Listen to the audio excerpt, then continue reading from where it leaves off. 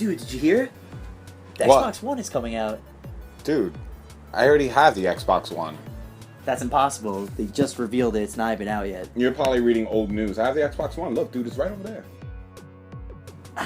No, It's awesome, right? that's Xbox One. Yeah, Xbox One. This is Xbox One. Okay, so what's the difference? Like, one device that does everything. Like? Let me break it down for you. Please. It plays TV. It does Skype. It has ESPN. Okay. It lets you check your fantasy sports scores. It has the best looking virtual dogs of this generation. Dude, this sounds pretty incredible. So, what kind of games are coming out for it? So it's got TV, it's got multitasking, Internet Explorer, Skype, television, TV television, Kinect, motion sensors, Skype, video, internet, more television, dogs on television, television on a dog, more dogs, Skype, sports, other sports, basketball.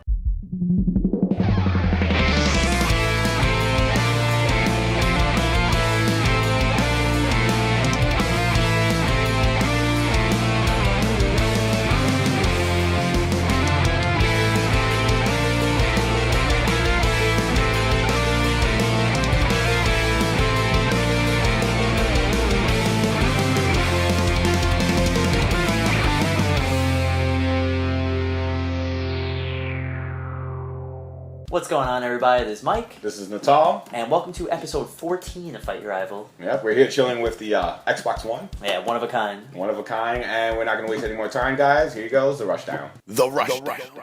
So our first bit of news is pretty obvious. Mm-hmm. There's pretty much no one in the gaming world that isn't talking about Xbox One. Yes. Not this Xbox One. No. But Microsoft's latest next-gen console, which was revealed on Tuesday, May 21st. Hour-long press conference, and there was a good amount of stuff revealed. I know there's stuff we both liked, stuff we both disliked. So what stood out to you? To be honest, the only thing that really stood out to me was like the Skype integration and the fact that I could run two programs at once, which is pretty cool, and the added movements for the Kinect, like expanding and contracting videos and stuff like that, and the quick voice responses to switch from like TV to movie to game. But everything else about the press conference, I really didn't care about. Yeah, I mean, obviously, the big thing everyone's complaining about is that they didn't stress the Xbox as a gaming machine. No, not at all. And even myself, I mean, as a hardcore gamer, I still love that my Xbox is my everything, my all-in-one. Yes. So I did enjoy seeing, being able to watch a movie and pull up Internet Explorer, and, the multitasking functions, switch seamlessly between game and music and, the internet. Overall, it's a very pretty console. Yes, it's gorgeous. I like how much it could do. As a sports fan, I'm excited about the ESPN functionality and getting live fantasy updates. So it does a lot of cool stuff, but it doesn't seem like there's anything yet to excite, the most hardcore gamers. You're right, dude. There really wasn't that much to excite us hardcore gamers, but the one thing that was very exciting is the mentioning of the new Halo TV series. Yes. And the fact that it's being directed by Steven Spielberg. That's a pretty big deal. Pretty epic. Yeah, when I saw Spielberg on screen, I thought it could have been even a movie or him helping out on the next game. Yeah. But to see him, that's perfect. It'll pick up right where Forward Onto Dawn left, and definitely exciting announcement for Halo fans. No new Halo game, but hey, we got a Halo TV series, so Halo fans rejoice. We got something new to look forward to. And speaking of games, there was a little bit of software on display. Yeah, they showed minor, nothing great. I mean, it was hard to show. The whole time watching it, I was like, that's in game, or maybe not, because all the camera angles were very cutscene-esque. So it was hard to depict whether that was in game. I completely agree, especially when EA Sports did their whole showcase. They're going to have Madden, FIFA, NBA Live is back. Yeah, I noticed that. And a new UFC game, which is all cool, but you really couldn't tell if the footage was pre-rendered or in-game. They didn't specify it. Yeah. So it said this is potentially how it could look on the console. That doesn't mean anything to me. Yeah, we need games, not concepts. Yeah. I mean, overall, the Xbox fanboy in me still got pretty excited watching it. Oh, yeah. I almost ate my hat twice. Yeah, even just I got chills when they finally said the name. I'm like, it's about time. Yeah. I do like Xbox One as a name. I love the name. I think the name is great. I know a lot of people probably don't like it or think it's stupid, but think about it, guys. It's not Xbox One like it's the first one. Naming Xbox One like it's the one. Like that Jet Li movie, The One. Like that's the one machine you need in your house. Plus the TV, of course, and the electricity. But still, it's the one. And that's what sold me. I mean, I want my system to do everything. Yeah. Why should I have to buy a Blu-ray player and at this point a computer? You mean why would you have to buy a PS3 just for the Blu-ray capability? Yeah, who would ever do that? Yeah. But I mean, overall, I was impressed. We'll see about actual software come E3. Yep. Hopefully, we get some fighting games announced because that's obviously for us here and you guys watching. That's the real deal breaker. Seriously, it is. But speaking of fighting games coming out soon, we do have Dead or Alive 5 Ultimate. Yes. Which, even though we just got Dead or Alive 5, as we said a few weeks ago, there's some cool new content to look forward to. So if you guys are fans of the Virtua Fighter series, you obviously were happy when Pi, Akira, and Sarah were in DOA 5. Now, Jacky Bryant joins the mix, which is pretty dope. I think Team Ninja felt bad for Sarah. She's getting lonely there without her brother. Yeah. I'm excited for the inclusion of Jacky, one of my favorite VF characters. And we also have Ein. Yes. From, I don't even know the last time we saw him. DOA 2, I think so, something like that. Yeah, so another fan favorite. We still don't know if Leon's coming back, but that'd be a pretty obvious... After the teaser and the trailer, yeah. Yeah, it'd be a pretty obvious return. So, yeah, I think we can look forward to the game this fall.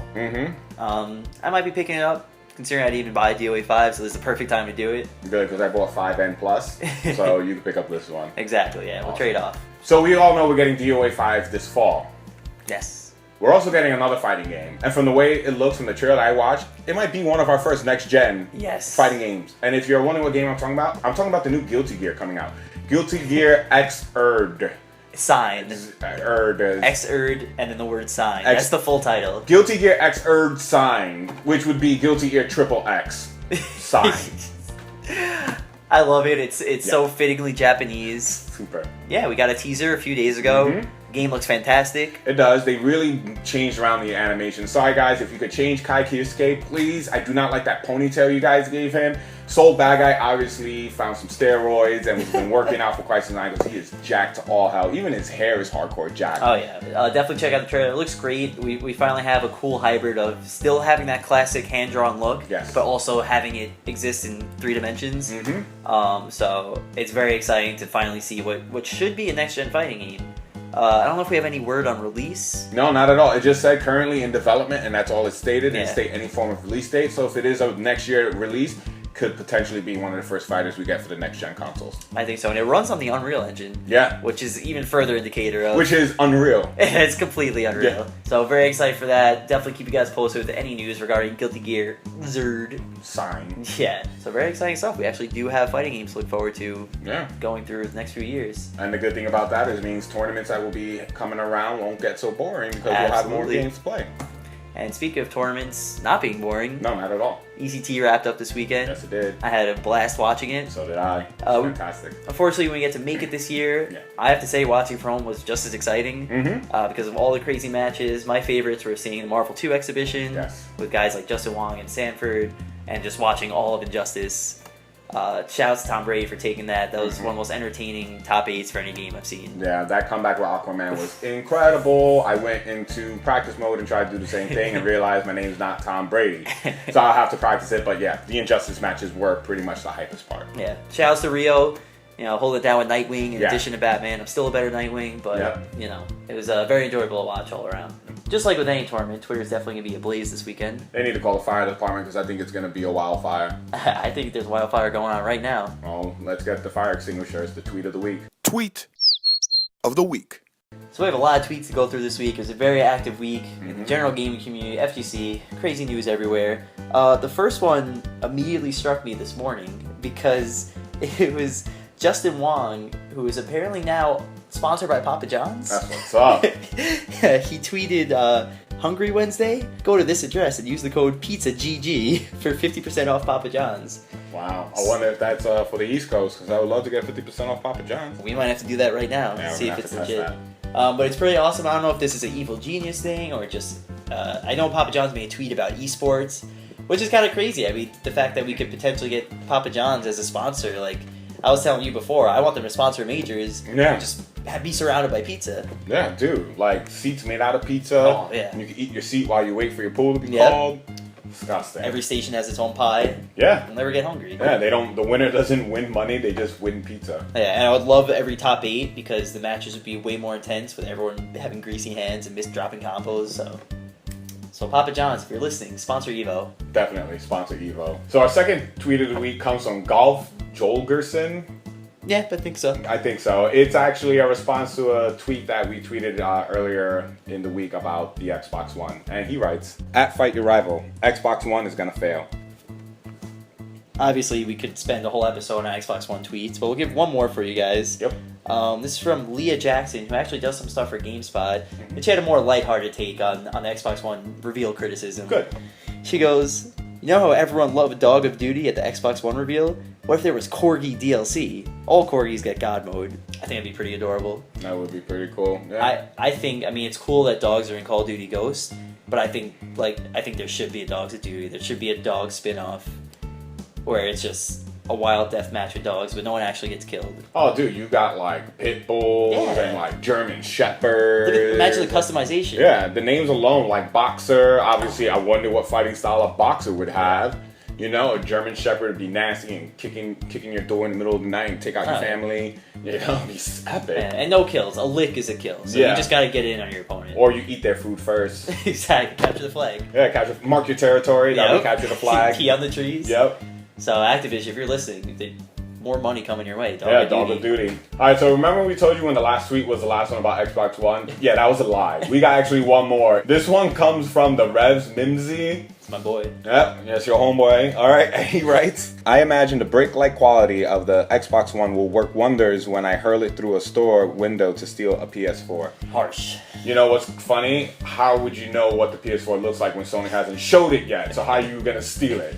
So you might as well just keep the Xbox One you bought and enjoy the fact that you can find out what your sports scores are while you're playing Forza 5.